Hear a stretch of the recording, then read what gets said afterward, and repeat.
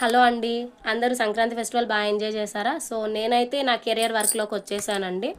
Holidays తర్వాత మళ్ళీ career వర్క్లోకి రావాలంటే కొంచెం కష్టంగానే ఉంటుంది. సో నేనైతే నా రొటీన్ వర్క్లోకి అయితే వచ్చేసాను. ఇక్కడ నేను మీకు ఒక విషయం చెప్దాం అనుకుంటున్నాను. నేను న్యూ ఇయర్కి ముందు కొంతమందితో కెరియర్ గ్రోత్ గురించి మాట్లాడినప్పుడు వాళ్ళు ఏమన్నారంటే 2026 న్యూ ఇయర్ అనేది స్టార్ట్ అవుతుంది కదా, సో మా కెరియర్ అనేది ఫ్రెష్గా న్యూ ఇయర్లో స్టార్ట్ చేస్తామని చెప్పని అన్నారు. బట్ మళ్ళీ కొన్ని రోజుల తర్వాత ఏమన్నారు అంటే, ఈ ఇయర్లోనే కదా మనకి సంక్రాంతి ఫెస్టివల్ ఉంది, సో ఫెస్టివల్కి పిల్లలందరూ ఇంట్లోనే ఉంటారు కదా, ఫెస్టివల్ కంప్లీట్ అయ్యాక మా కెరియర్ అనేది స్టార్ట్ చేస్తామని చెప్పని అన్నారు. మీరు ఇలాగా రేపు చేస్తాను, ఎల్లుండి చేస్తాను, నెక్స్ట్ వీక్ చేస్తాను, నెక్స్ట్ మంత్ చేస్తాను అని చెప్పని ఇలా డిలే చేసుకుంటూ వెళ్ళారు అంటే ఇయర్స్ గడిచిపోతూనే ఉంటాయి.